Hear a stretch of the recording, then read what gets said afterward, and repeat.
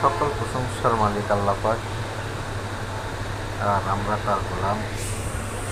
আপনাদের হয়তো মনে আছে, ইসরায়েল যখন গাজাবাসীকে অতিরিক্তভাবে মারধর করে, আল্লাহ ছাড়া তাদের আর কেউই নেই। কিন্তু আল্লাহ পাক বলছেন, ধৈর্য ধরো, ধৈর্যের ফল খুব মিঠা হয়। তারা প্রমাণ দিয়ে দিল। হঠাৎ ইসরায়েলের পাকনা হলো, ইরানে হুট করে হামলা করলো। হয়তো কিছু মানুষ মারা গেছে, শহীদ হয়েছে, আল্লাহ পাক তাদেরকে কবুল করুক। 500-1000 লোক হয়তো শহীদ হতে পারে। কিন্তু এখন ইসরায়েলের যে অবস্থা, আমি চাই গাজাবাসীর চেয়েও ইসরায়েলের অবস্থা খারাপ হোক।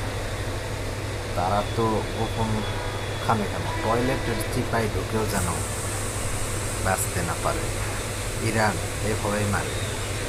উত্তর কোরিয়া তাদেরকে 10টায় মিসাইল মারছে।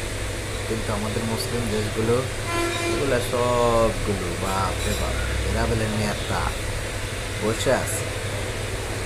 আরে বেটা, সবাই মিলে যদি বেশি হলো 10টা করে যুদ্ধ জাহাজ, 10টা করে যুদ্ধ বিমান দিয়ে যদি যুদ্ধ জাহাজ নয় নাই দিতে পারলাম, যুদ্ধ বিমান যদি দিতে পারো, আর কিছু যদি সৈনিক দাও, ইসরায়েলকে চতুর্দিক থেকে যদি থাপ্পড় মারা হয়, সেগুলোকে দাঁড়ানোর সুযোগ পাবে না। জর্দানের প্রেসিডেন্ট, সেও চুপ চায়। মানে এরা বলে প্রেসিডেন্ট খালি বিলাসবহুল খাওয়া দাওয়া, নারী ভোগ বিলাসিতায় চললেই প্রেসিডেন্ট হওয়া যায় না। নেতা ছিলেন উমর ইবনে খাত্তাব, তার কথা বলতেই হয়। এগুলা ছিল নেতা। তুরস্কের নেতা আছে, ফার্স্টে খুব দেখাইছে মুসলিমদের পক্ষে কথা কয়। ফিলিস্তিনিদেরকে যখন মারধর করে, ঠিকই আজারবাইজান থেকে ইসরায়েলে তেলের লাইন আছে, তেলের লাইন ঠিকই চালু আছে।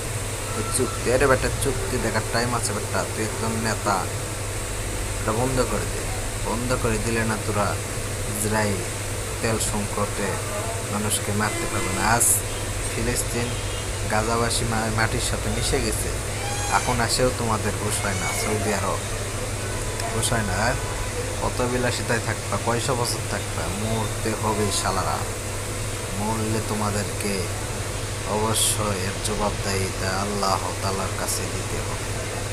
আর আমি দোয়া করি, যে সকল ভাইরা বোনেরা আমাদের ইসলামের জন্য জীবন গেছে, তাদেরকে আল্লাহ পাক সেই মর্যাদা দিক। আমিন আমিন।